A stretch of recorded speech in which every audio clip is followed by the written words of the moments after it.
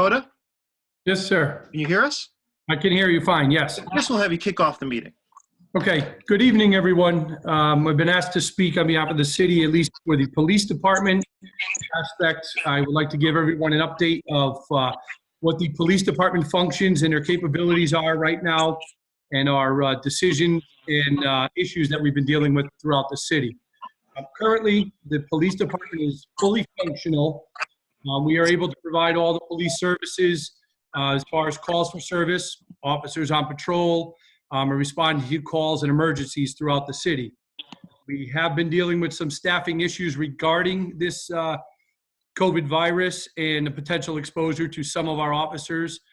So we work through that on a daily basis, but we still have a full complement of police officers to put on the street on a daily basis at this point.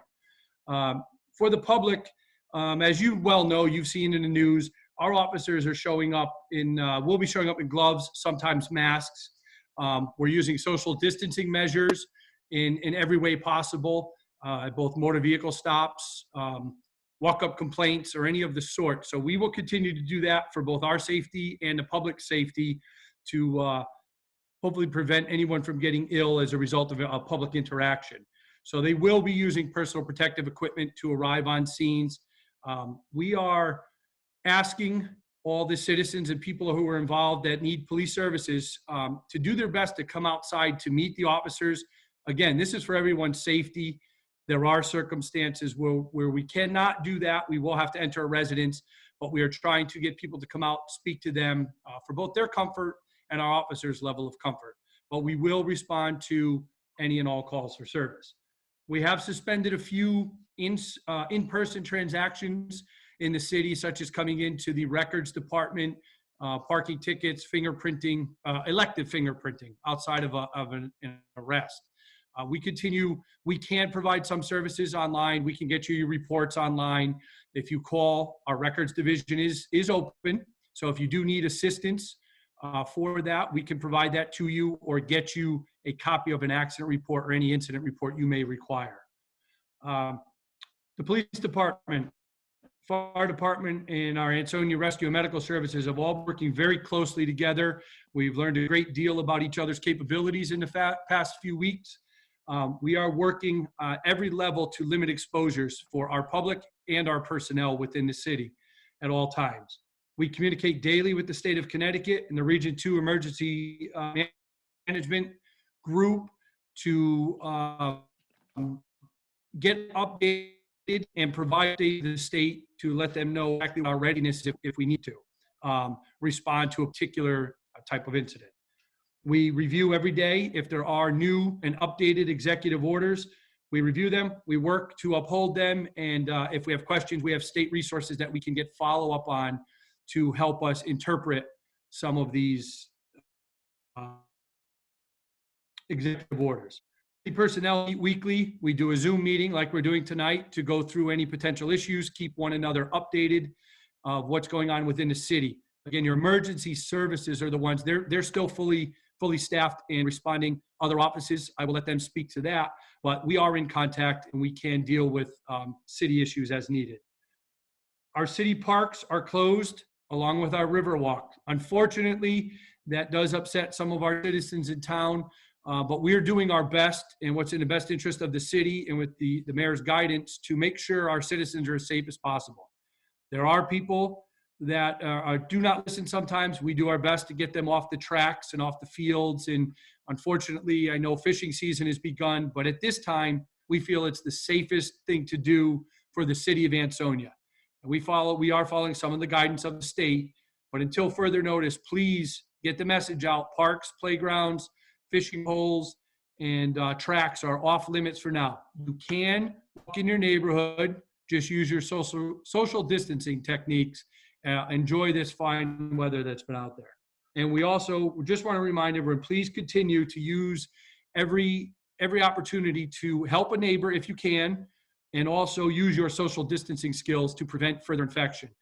The city gets updates every day from the Naugatuck Valley Health District. As of tonight at 6 p.m., there were 41 positive cases within the city of Ansonia that we are aware of.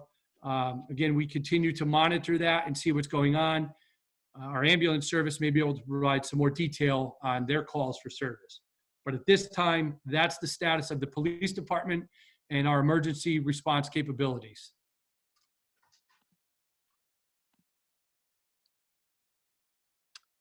Thanks, Chief Coda.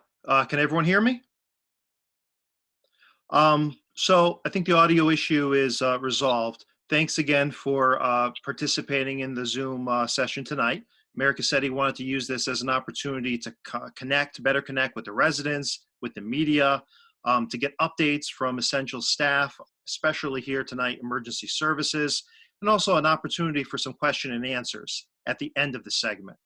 So with that being said, I'm going to try to get Mayor Cassetti's audio up and see if he'd like to share some words with us. So I'm going to unmute, unmuting Mayor Cassetti. Mayor Cassetti, could you hear me? Yes, I can. I can hear. Can everybody hear me? You can nod your head. Everyone else should be muted. Thumbs up. Okay. Okay. Go ahead. Okay. Listen, I want to take a minute to talk about how imperative it is that we all continue to maintain social distancing, like Chief Coda just mentioned. And please, please, when you go to the shopping plazas, because there's a lot of mingling there, wear a face mask at all time when you're out, please. The other thing is, you know, because I closed everything down, I encourage everyone, try to do a little exercise every day, 10 or 15 minutes, you know, and make sure, very important, that you get enough sleep. If you need any help, you can call 211 for any kind of help that you may need. And of course, if you have any problem, I am at City Hall for 16 hours a day, all right, 7 days a week. I'm here to answer your calls. And, you know, when ARMS gets on, I'd like for ARMS to just please demonstrate for the people the correct way to put on a mask and how to take it off, because that could spread the germ, and it's very important. I noticed today that there were people walking on the river walk. Chief Coda, I would ask that you please have your officers, you know, do their due diligence in making sure that nobody's on that river walking around. We will continue to monitor that and make sure that that's adhered to. So I see a hand up from Rosemary. I'm going to try and see if we could take a question. I think that's a question for the mayor, because I think that's what that hand is supposed to be. So we're going to try this the very first time. Sure. Rosemary? Hello. Hey, Rosemary, can you hear me? Yes, I can. Can you hear me? Yes. Okay, yeah. You're on with the mayor. Do you have a question? Actually, I was just saying I could hear him, but I do have a question. Sure. Is anything being done about people leaving their gloves on the ground in parking lots? I mean, if yeah. Thank you. No, go ahead. No, yes, Public Works is out and about. I told Mike, if Mike DeLesio's on, that when you see the rubber gloves or the mask, try to pick them up safely and discard them. So we are trying to do that. But I also encourage people that do use their gloves to dispose of them the proper way. We're in this together.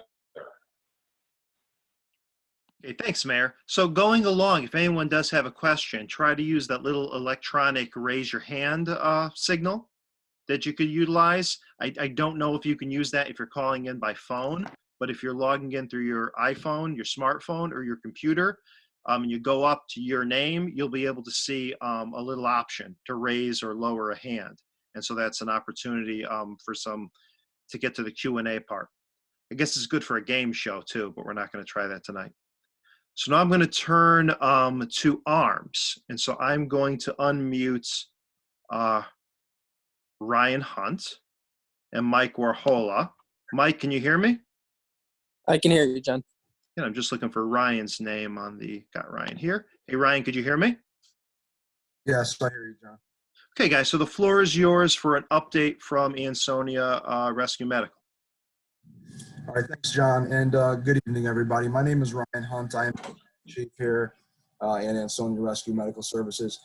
First of all, I wanted to take the time to thank you all for joining and getting on the call and giving us the opportunity to review, what we're doing here from a medical perspective.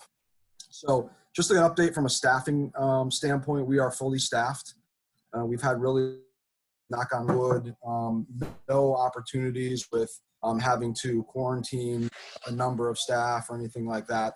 So we continue to have very staffed shift right now and are prepared and ready for it. I'll talk in a little bit about some staffing contingency plans we have as well in the event that things pick up pretty drastically. I will say that the COVID-19 call frequency in town has been picking up. As Chief Coda said, we are currently at 41 confirmed cases in Ansonia. Just based on some of the lag time with testing facilities, that's probably higher. And not to scare anyone, but just the reality, it probably is a bit higher than that. I will say that we've done every day for the past few days, we've been increasing the number of calls, whether confirmed or suspected calls that we've been going on. So the calls have been increasing from a virus standpoint. From an infection control perspective, that is our primary focus. So obviously, being a smaller department, as is the police department and our public works and fire departments as well, we obviously want to focus on making sure that our teams stay healthy. Without a healthy team, we can't respond to calls, right? So our primary function here at ARMS, aside from obviously taking care of you in the community, is to make sure that our team is staying healthy. So we have some very stringent infection control policies in place. And I'll give you some examples. When our teams get back from a call, the ambulance gets fully decontaminated, meaning a full, we actually fog the back of our ambulance with an EPA-approved disinfectant. We wipe everything down after that. We clean our uniforms. All of our team members step into a bleach solution prior to even walking into the building. We have HEPA air purifiers throughout the building. We have very strict infection control procedures within our building, as well as social distancing, even between our crews while they're in the building, eating, walking around, so on and so forth. Again, with that being the case from our perspective, it really helps to case from a community perspective with how critically important it is for social distancing. And the mayor touched on that. And Chief Coda touched on it. I know the Riverwalk, there's some contention there as well. But I want to put it in perspective. We just received a communication today from the state, which actually gives some new information really around asymptomatic individuals. So there are a lot of individuals that they've been testing, whether they come in for a variety of reasons, a traumatic injury, a psychological type of issue, who may get tested, and they're finding that these individuals are positive for COVID-19 as well. So with that being said, you may be walking along and think somebody is absolutely healthy based on the way they're presenting to you, and they can be carrying the virus. So it's why it's so important that we practice social distancing and made the decision to postpone, or I should say, shut down temporarily the Riverwalk to prevent that type of thing from happening. All of you and your families are in close quarters in your houses. And if one of you gets that infection, it can obviously quickly spread to the other members of your family, which we're trying to avoid. Same thing at ARMS. We're essentially a household here. We're all living together. We're all in the same building together. So it's so important that we stay healthy, that we can come out and be there for you. The Connecticut Department of Public Health has really predicted at this point for New Haven County the peak of hospitalizations to be around the first week of May. So that doesn't mean the peak necessarily of the viral outbreak. That means where they expect the majority of the hospitals to be full or at capacity, or the majority of patients in the hospital would be around the first week of May. So we're going to start to see the increase in calls between now and probably the next couple of weeks, and then hopefully start to come down the other side of that bell curve and get past this. But like I said, we've been seeing an increase in calls over the last few days, and I do anticipate that continue for at least the next several days, if not couple of weeks.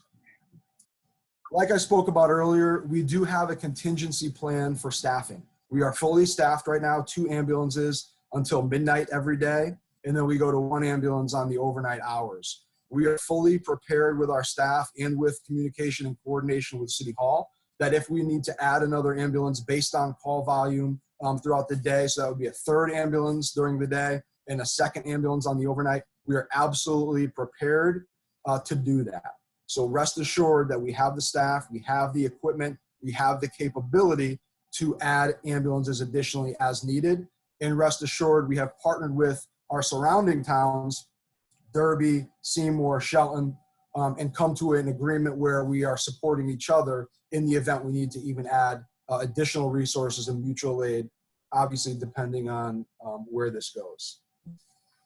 PPE, so our personal protective equipment, I want to briefly talk about. It is obviously, as you've heard throughout the nation, so critically important that we have and are utilizing the proper PPE. For us, on a scene where we suspect someone has the virus or it's confirmed that someone may have the virus, it looks a little scary. So you may have seen some of us going to your neighbors' houses wearing a full Tyvek suit, goggles, mask, gloves. It looks pretty frightening. It can be very intimidating, but rest assured, it's to my point earlier, it's about protecting our team and protecting you to make sure that we are really gearing up as diligently as possible. We want to make sure that our teams stay healthy and that we can transport these patients in the most safe manner possible. So we will, if the ambulance gets called to your house, you may notice that it takes some time for us to get fully geared up before we come in and start to have that patient interaction. I would imagine that would be frustrating for me if I were to call an ambulance and my loved one was having a difficult time. Why are they taking so long to come into my house to get to the door? Rest assured, it's because we are making sure we're taking every possible step to be safe. There's a phrase out there, there's no emergency in a pandemic. You have to take things slow, deliberate, safe, and make sure the proper PPE is being utilized to protect everyone, and most importantly, to prevent the spread. And that's really the point of us wearing masks like the mayor said out in public at this point, and being very safe from that standpoint. So just keep in mind that we will be gearing up in a really extreme fashion. Mayor, as far as you mentioned with demonstrating a mask, we are going, Channel 8 News is actually going to be here at Arms on Thursday, and they're going to be doing an entire segment on proper PPE, how we as EMS responders apply personal protective equipment, what it looks like, why we do it, how to put it on, how to take it off appropriately. The one thing I'll give you right now is when you put on and take off a mask, you don't want to be touching the front of the mask. Use the ear loops to remove it from your face so you're not touching where any contaminants may have entered.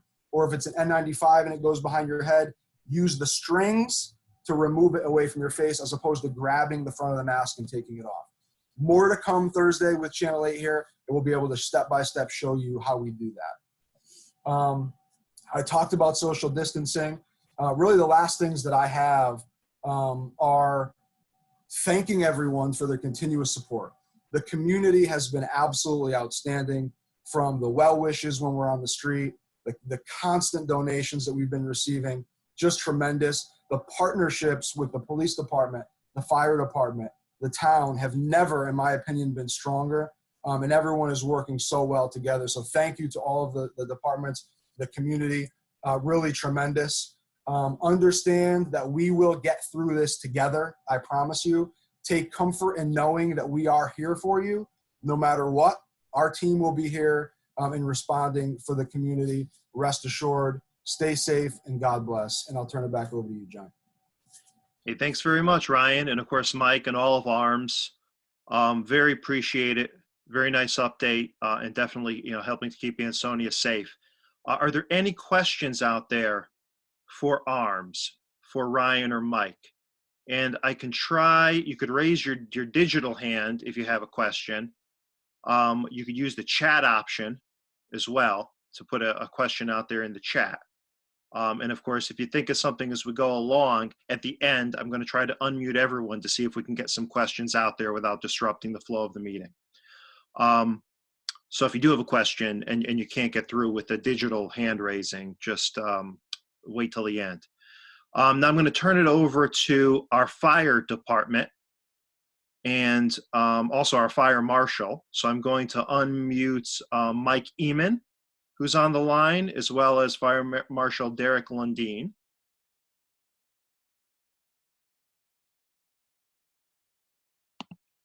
Hey, Mike, can you hear me? I can hear you now. Yep. Okay, Can you hear me? looking for, I could hear you, and I found Derek. Hey, Derek. Yep. How you doing? Hey, guys. So I'll turn the floor over to you for an update from what's going on at the fire department generally, and if there's anything to share from a fire marshal's perspective, that as well. Very good, John. Thank you. I'd like to reiterate a lot of what Ryan had already said, but it needs repeating. So I want to thank everybody for being here and taking the time tonight to at least listen to what we're going through as a collective group, that's for sure. Regarding the fire department, we are fully functional. We have changed a lot of our protocols and procedures, most of which the average person is not going to necessarily see it. A lot of it's come to decontamination before and after our calls. Probably the biggest thing that the department is going to show when you're going to see from us anyways, is our gear, our PPE. Once again, as Ryan alluded to, it's going to be a little time before we get to you. We're going to do the best we can. We're as quick as we can, but we're going to be in full protective gear. And to hopefully save as much of the medical gear for arms and for the PD, we're going to be basically showing most of the time, not masks, not the N95 mask, but our full air tanks, our SCP. So we're going to be walking up to you with the full mask and the full tank on the back. That's to protect you and us. That being said, we're asking that the individual people can do a lot for us to help us in matters of calls, service calls.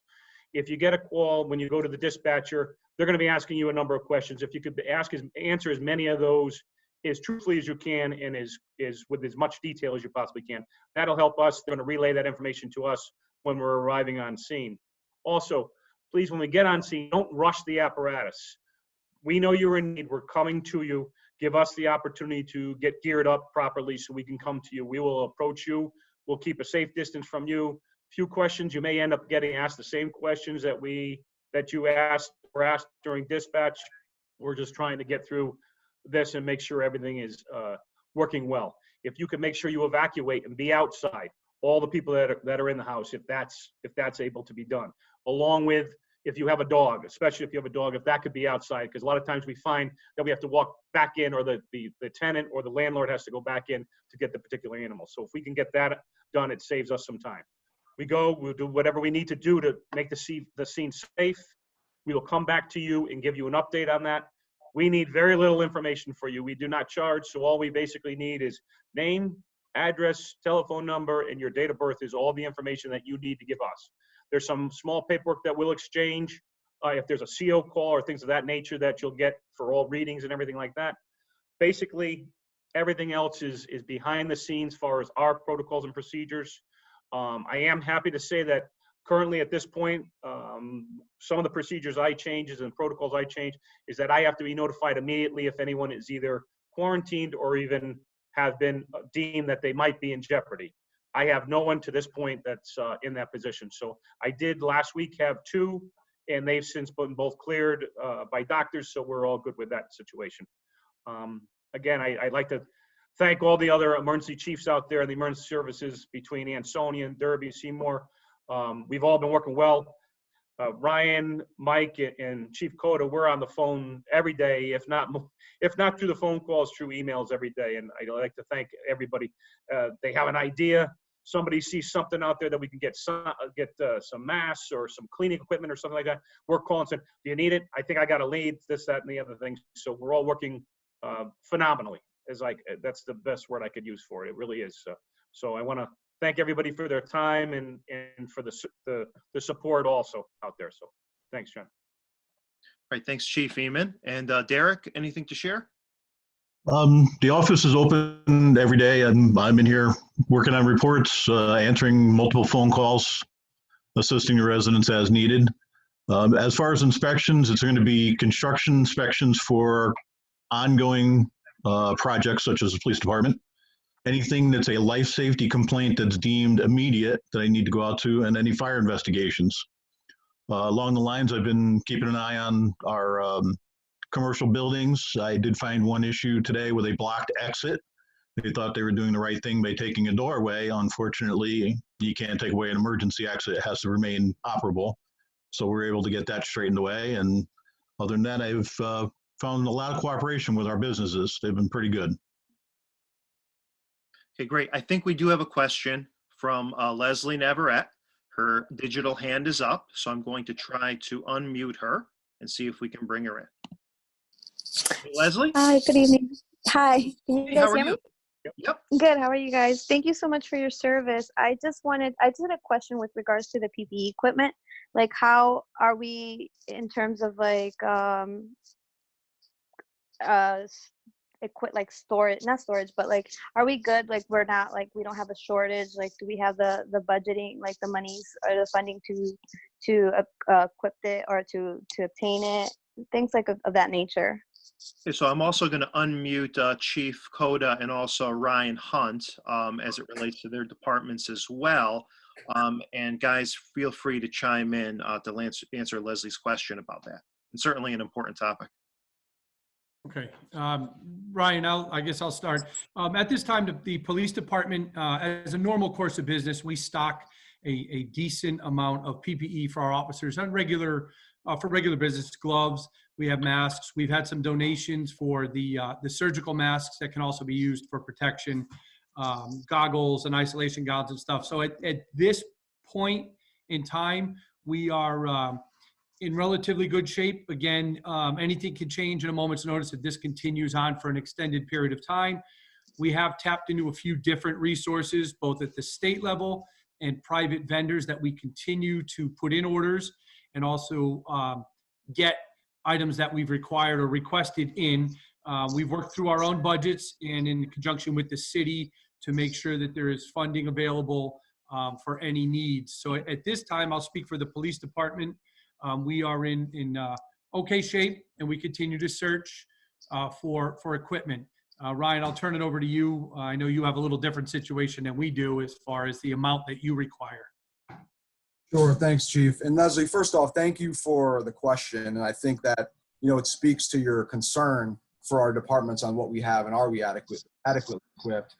The first thing I'll say is from a budgetary standpoint, we have the funds in our budget to purchase equipment as we need it. The problem is there is very little equipment to be purchased because there's so many vendors that are out of stock. So right now, it's very difficult to find N95 masks. Lots of disinfectant and sanitizers, Tyvek suits and gowns are very difficult to source at this point.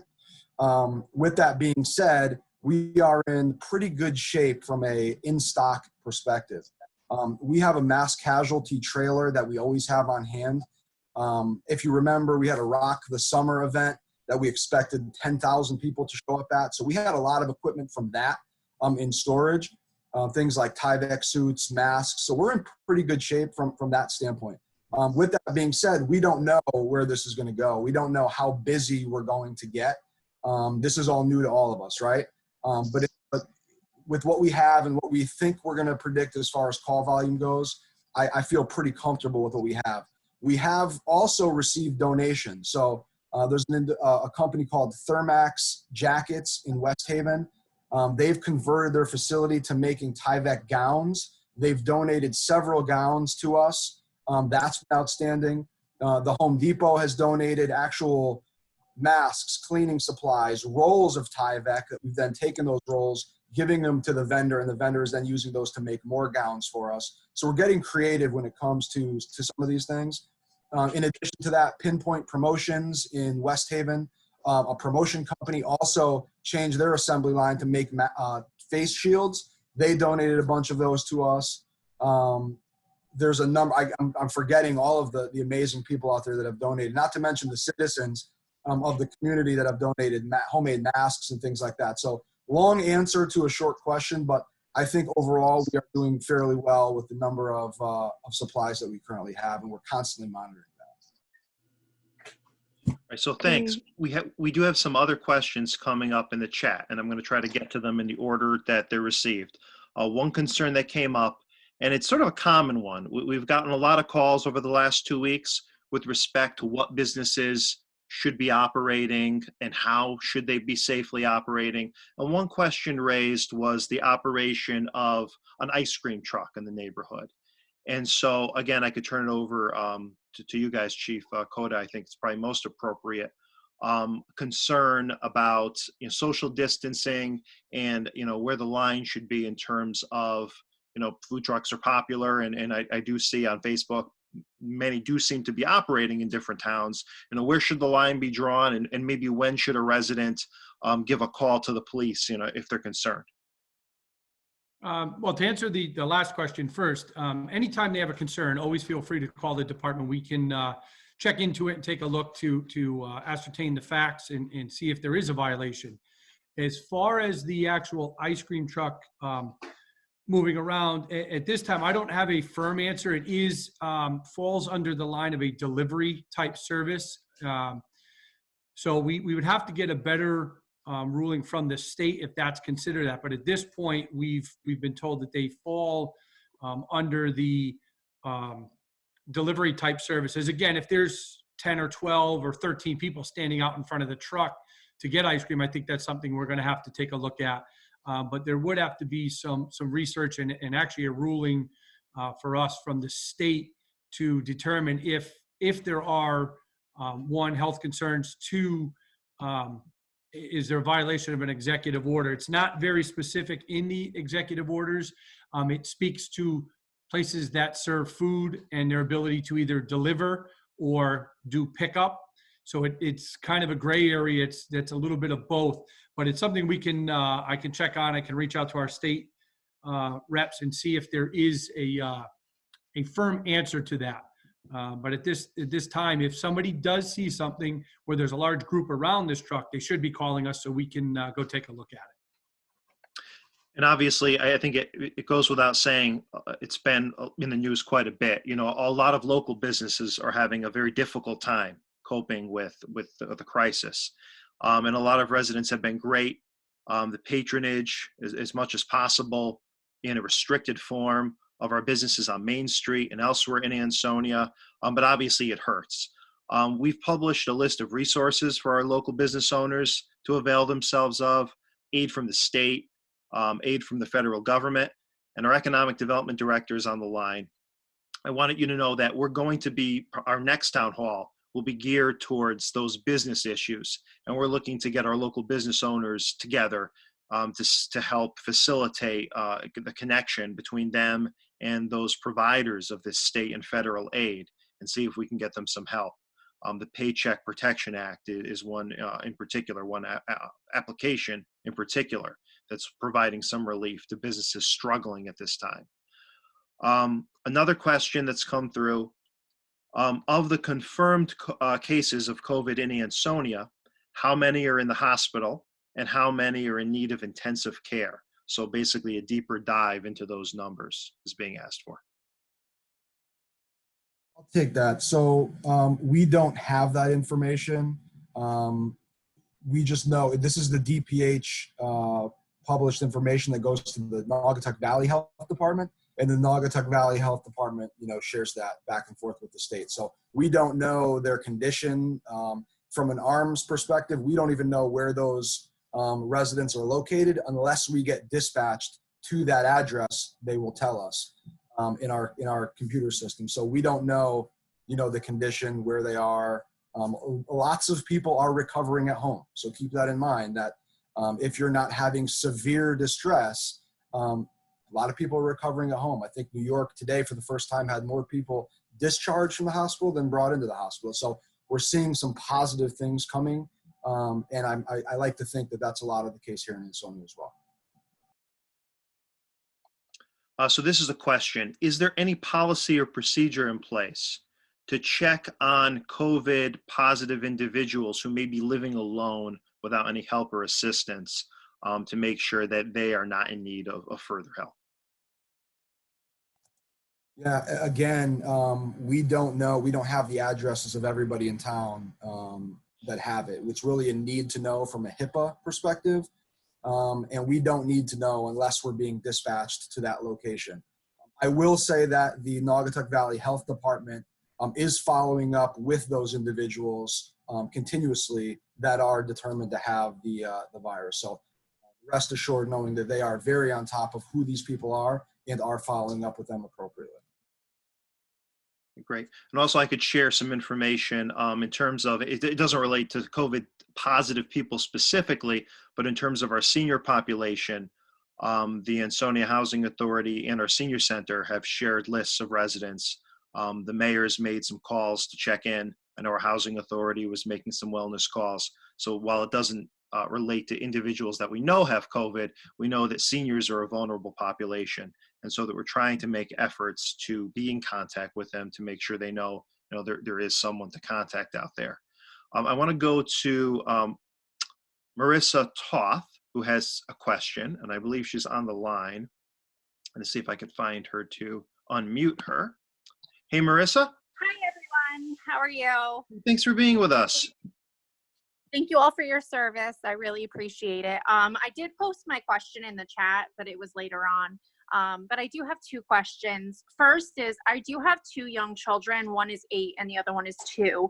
And I was wondering, I know you guys sometimes put out videos or pictures of what like you could look like in PPE or something that we can show our children. So should a fire arise or something, they know that you're not a scary person, or I just, if an emergency arises, they're not scared with your PPE on. I just was wondering if that might be a possibility for you guys to do something like that. Yeah, from Marissa, thanks for the question. And from an arms perspective, I don't know if you follow our Facebook page, but we are out there, Ansonia Rescue Medical Services. I would encourage you to do that. And what I will do is I will post, after we get off this call, a couple of pictures from the field of our individuals in there, what they look like. And like I said, again, on Thursday night, we will, WTNH will be running a story on how we put it on. So that could be helpful too. But tonight I'll post a couple pictures so you can see kind of what it looks like. Okay. Does that answer your question, Marissa? It does, but I just have one more question. Is that Sure. okay? So I also heard via social media that Target did have a positive, COVID positive employee. And I wasn't sure, is there anything out there that they're supposed to be releasing that information? Because I do a lot of like Target drive up, and it just made me a little concerned. I wish that I would have been told by the company rather than finding out on social media. Melissa, I'll try to answer that. As far as our end, the information that the city or ambulance, police, or fire, it falls under HIPAA. We are allowed to get some information because we're first responders. As far as what a private company or a private enterprise would do, I'm sure they're being advised by their legal people whether or not they can release that information. I'm sure they're not going to release a name or an address or anything of the sort. I have seen some department stores and even shopping stores such as ShopRite. They've posted some things if they have information they'd like their customers to know. I am unaware of a statewide nor a current policy that requires them to make a public notification. Ryan, I'm not sure if you're aware of anything, but correct me if I'm wrong on that end. I don't know anything specifically about Target. I will tell you that we do monitor very closely the Retail Association of America around specifically what different retailers are doing. A lot of retailers, if they do have a positive case involving one of their employees, they'll go through and do a deep clean in their stores. I can't speak specifically for Target if they're doing that or what they've done. But the consensus generally among retailers is if they've identified an employee in their location, they will take action on their end to make sure their stores are being cleaned appropriately. Okay, great. We have a question from our Valley Independent Sentinel.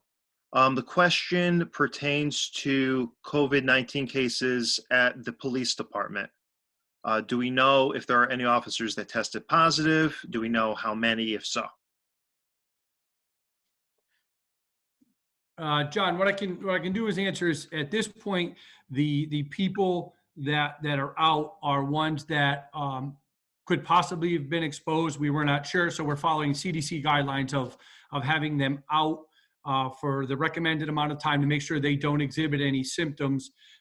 without prying into personal medical records, we had 2 officers that have been tested. We are waiting on results for that, but we do have, we follow very closely. Griffin Hospital is our medical vendor for us. So we respond to them or call them and ask them what the status is or how we should handle a particular case. So at this point, we have, I have two officers, I'm sorry, 3 total that are just waiting to make sure that they're, get through their timeline and can be released back to work. That's where we stand at this point. I cannot provide you any names or information other than if we've been notified of a possible exposure, that's how we've handled it in accordance with CDC and Griffin Hospital guidelines. Okay, great. Thank you, Chief. Leslie Navarrete, I believe, has a question. Hey, Leslie? Oh, no. That was, I think, from Oh, that's last time. I'm all set. Your, before. All right, so I'm going to lower your hand. Yeah. All right, thank you.